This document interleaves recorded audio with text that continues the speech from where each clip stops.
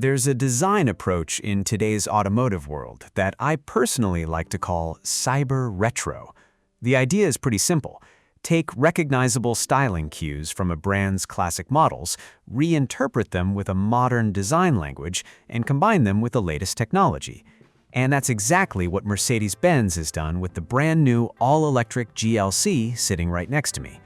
A quick shout out to our automotive partner in China for sharing this video and helping make it possible. Thank you for your support. Hey everyone, it's Michael from motortorque. If you enjoy staying up to date with the latest automotive news, reviews, and industry updates, be sure to subscribe and hit the notification bell so you never miss any of our exciting content. Thanks for watching, and let's get started. Let's start with one of the most obvious retro-inspired details. This large, shield-shaped gray element at the front. That shape has appeared across a number of iconic Mercedes-Benz models over the years. But now, it's 2026, and Mercedes-Benz has given that familiar idea a completely new interpretation. Take a closer look.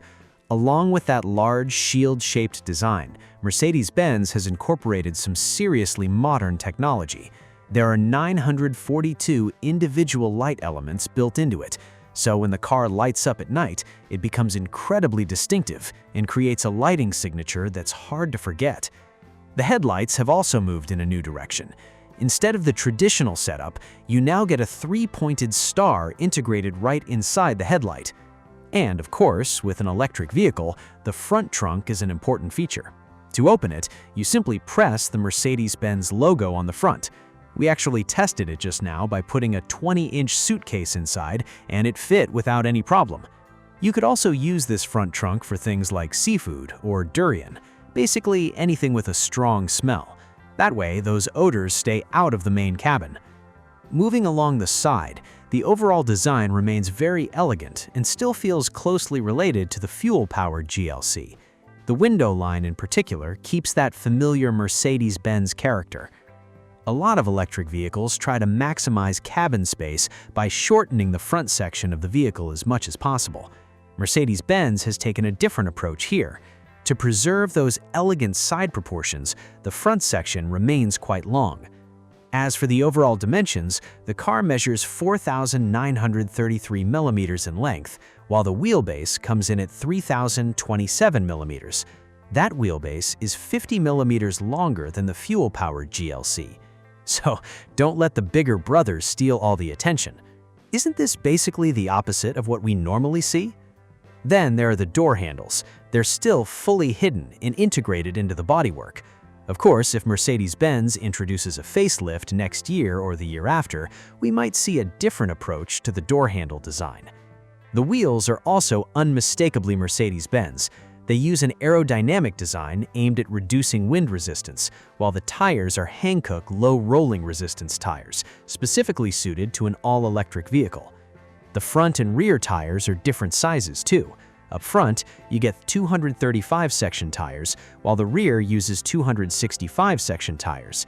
The sidewalls are also quite thick, which I personally think is another choice made with driving comfort in mind. Now, the rear of the vehicle has gone through a fairly major redesign as well. The black-trimmed version here uses a straight line treatment that visually connects the Mercedes-Benz badge and the taillights. And just like the headlights, the taillights follow a similar design theme.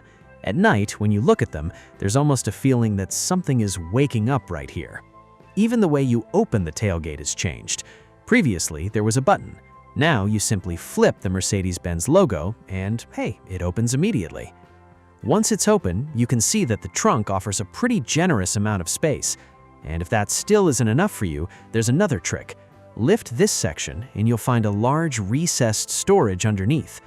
There's even a hook here that you can use when you're carrying things, which is a surprisingly convenient little detail. Modern cars these days can come with incredibly high levels of equipment and technology. But even when the configuration is extremely impressive, there's often something missing when it comes to creating that sense of luxury and atmosphere. And this is an area where Mercedes-Benz has always been something of a textbook example. For starters, large displays are everywhere now. Every manufacturer seems to have one screen that's bigger than the last. But when it comes to the actual quality and presentation, Mercedes-Benz takes things seriously. The overall display setup is extremely long. Put the 3 screens together and the total length is almost a meter. The center section is actually made by joining 2 displays together, creating what looks like one continuous screen. There aren't that many manufacturers currently doing it this way.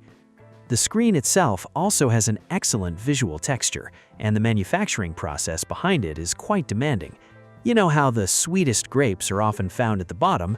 Mercedes-Benz seems to have taken the same approach here and put the most difficult to produce screens at the bottom. Then we have the audio system. There are 19 speakers throughout the entire vehicle, and to make the experience even more immersive, Mercedes-Benz has added oscillators to the 2 front seats. You can basically think of them as vibrator motors. When your music hits those deep bass notes, the seats respond along with the sound, giving you a much more physical and immersive feeling. Mercedes-Benz has also put a lot of effort into creating the right atmosphere inside the cabin.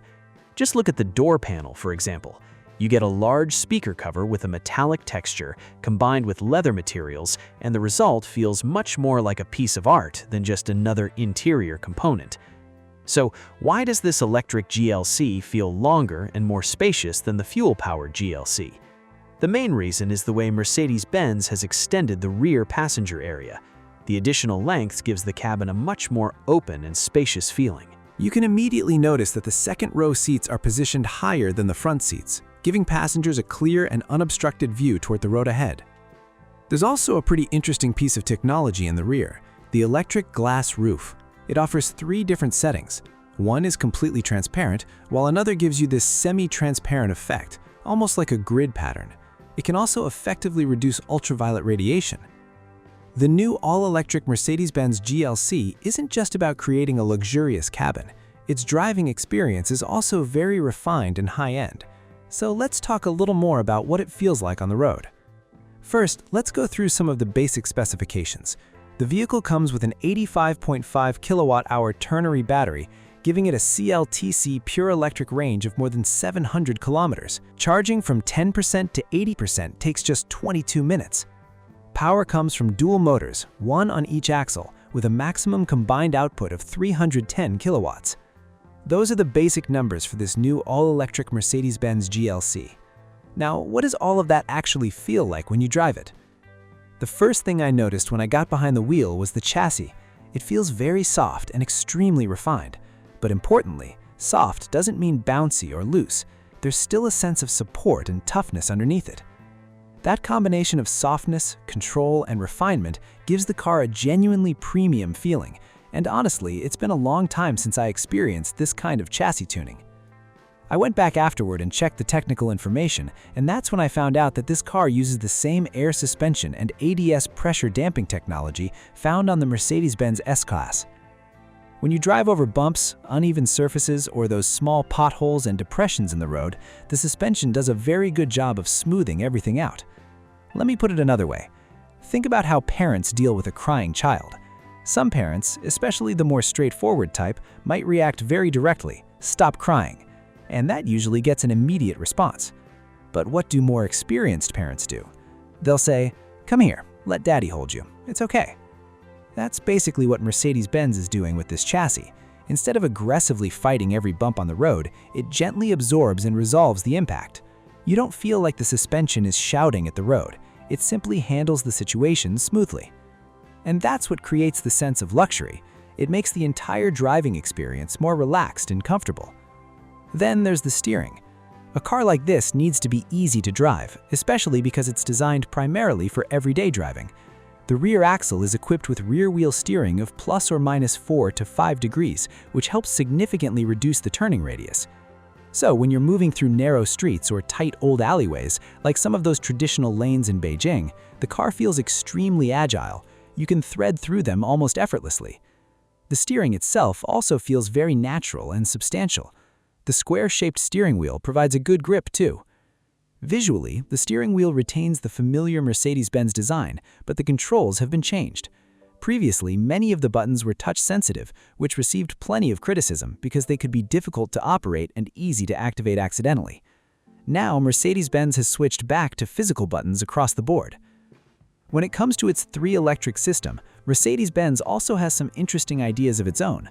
Mercedes-Benz previously conducted testing with its Vision EQXX concept car, and in real-world highway driving, its energy consumption was remarkably low, less than 7.4 kilowatt-hours per 100 kilometers.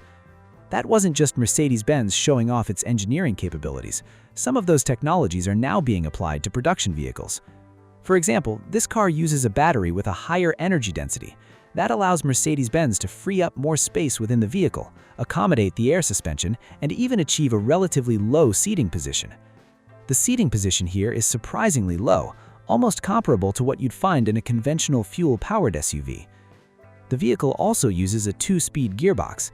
That means it can avoid the high-speed energy waste that has traditionally been associated with electric vehicles. I actually tested this on the highway yesterday. What surprised me wasn't just how realistic the range estimate on the instrument display was. More importantly, the difference in energy consumption between highway driving and city driving wasn't particularly large. That really caught me off guard.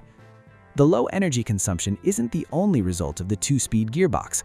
The front axle can also be disengaged when it's not needed.